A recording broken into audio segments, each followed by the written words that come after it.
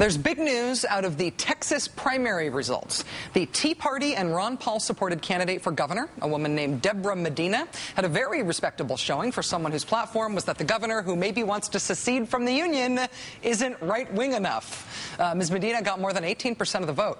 In other words, nearly 1 in every 5 voters in the Republican primary in Texas voted for her.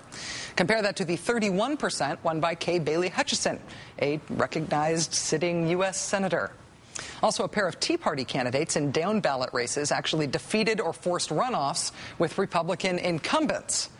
But as America continues to try to figure out in what direction the Republican Party is going, what the GOP's path out of the political wilderness is going to be, we're left with electoral results like that on the one hand, but also something that the great Chris Hayes mentioned on this show yesterday. Chris, in our interview last night, pointed out that before Senator Jim Bunning's one-man stand against unemployment benefits came crashing down last night, Kentucky Senate candidate Rand Paul, the son of Congressman Ron Paul, attended a rally celebrating Senator Bunning and his brave obstructionist stand yesterday afternoon outside Senator Bunning's Lexington, Kentucky offices.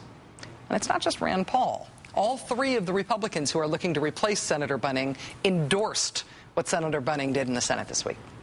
The folks celebrating Jim Bunning are seeing him as an anti-government, anti-spending activist. But to embrace Jim Bunning is to embrace a strange record if you really are a libertarian, if you really are a deficit hawk, if you really care about spending and responsibility. I mean, sure, Jim Bunning quixotically blocked this one bill that involved spending money, but look at Jim Bunning's record. As we pointed out on the show last night, Senator Bunning's been voting to add billions to the deficit for years, including many votes for bills that, like the one he was roadblocking this week, weren't paid for. Votes like the 2001 Bush tax cuts, the 2003 Bush tax cuts, the Medicare prescription drug benefit, the 2003 extension of unemployment benefits, the 2008 war supplemental bill, just to cherry pick a few. Here's something to keep in mind as Republican senators continue to argue against using reconciliation to pass health reform, as the Republican Party as a whole continues to try to capitalize on the conservative uprising in the streets and in the conservative movement, as the Tea Partiers themselves continue to shout about how much they care about the deficit, how anti-spending they are. These are the facts. This is something I want you to look at here. This is the historical truth from the Congressional Budget Office. This is their numbers. This is a graph that in constant dollars shows 3 different measures and their effect on the budget. That first one, the one that goes way down there, that represents the 2001 Bush tax cuts. Passed, of course, using budget reconciliation. That was the effect on the budget and the deficit. The second bar, the one that also goes way down, represents the second Bush tax cuts, also passed using budget reconciliation. And that last bar, the one that actually has a positive net effect on the budget and the deficit, that's the health reform bill that was passed by the Senate. That's what it is projected to do. So which one of those are the so-called deficit hawks railing against now? Does any of this make sense? Joining us now is New York Times columnist Frank Rich. Mr. Rich, thank you so much for being here. Great to see you, Rachel. I'm so excited about that graph, I can hardly stand it. I just feel sometimes... It's a great graph. Well, yes. Sometimes you spend weeks and months talking about something, and then you look at one picture, and it's like, right, that makes it clear. Where is the dividing line between the Republican Party and the sort of the conservative uprising that you wrote about in your column this week, the Tea Party movement? I think there's a huge dividing line. I think it's to the peril of the establishment Republican Party. I think the Tea Party people, a lot of them, it's hard to generalize about them, realize exactly what's in that graph. They associate the George Bush, John McCain, Mitch McConnell, John Boehner Republican Party with deficits. They may have been tax cuts that they like. They may not know the fine points, but they're not inviting those people to those rallies. They rallied around Bunning for 10 minutes because he's a lame duck who suddenly became a deficit hawk for 10 minutes. And then you think they rally around him out of ignorance of his record? Yeah, I think they just rallied around what he did this past week. Okay. That's it. And they don't. And he's a symbol. I mean, he's going to be gone anyway. He's out of office. But the fact is that the Rand Paul, for instance, doesn't have the blessing of Mitch McConnell in his own state.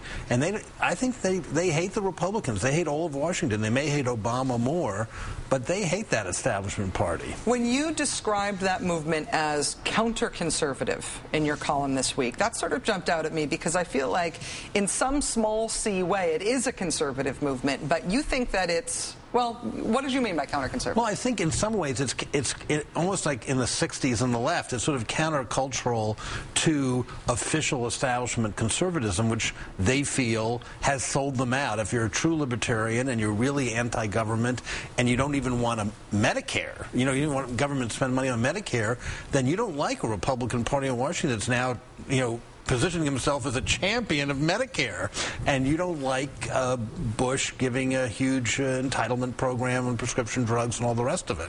So I think they're counter to the official conservatism of the GOP. I wonder what happens to there is a Libertarian Party in this country, and I wonder what happens to them and the people who have actually been the very small sort of rump of the conservative movement that really have been libertarians all this time, if they're able to capitalize on this. At this point, it seems like there's so much friction between the Republican Party trying to call these folks their own, but then the Republican Party's own record leaving such a bad taste in the mouth of the Tea Party folks that it's not gelling, it's not working. I agree, and I think you saw the split in the CPAC convention in Washington where, first of all, Ron Paul won the straw poll. Yeah. Second, if you look down deeply in that poll, you find that the issues that sort of were the old right, like same-sex marriage, don't even register as important. There's a huge libertarian and youthful libertarian component, and they want nothing to do with this Republican establishment. Will they gain as a party from it? Probably not. There's a lot of chaos in this whole sort of Tea Party conservatism. The one thing that seems useful about it to me for Democratic prospects is that it does, if Tea Partiers start really making an impact in the Republican Party, and if there is an electoral effect running against the record of George Bush, as you described it, John McCain and others, that unifies Democrats because it gets Democrats are just as comfortable running against George Bush as they are running against a abolish Medicare, abolish Social Security, true libertarian agenda. I actually think in the long run this probably splits conservatives and puts Democrats in a very good position. I think it does. In a typical state, Texas may not be a typical state in many ways, but in a typical state, if the far right candidate wins, the Tea Party candidate wins, that only helps the Democrats in terms of independence. At the same time, if the Tea Party candidate loses, that energized base may not turn out for John McCain, right, or Charlie Crist if should they triumph in their primaries. So it's kind of a win-win situation for Democrats, which isn't to underestimate the Democrats' ability to screw it all up. It's a win-win situation for Democrats, I think, strategically, provided that Democrats have some enthusiasm on their side. Right, and they have to get it because right now it's not clear what their program is, and as we've seen in the health care debate you've been talking about, there's a lot of sort of cowardice and quibbling, and so they have to rally their own side too, and that's not happening right now. On the Democratic side, because they are the governing party, I think the way they have to energize their base is very hard. They need to pass health reform, pass Wall Street reform, pass cap and trade, get a consumer financial protection agency, all this stuff. It's hard to do. They've got to do at least some of it, and so far they haven't done much of it. Yeah. Well, we shall see. Frank Rich, New York Times columnist, it's always such a pleasure to have you here. Thanks, Frank. Great to see you. Nice to see you. Thanks a lot.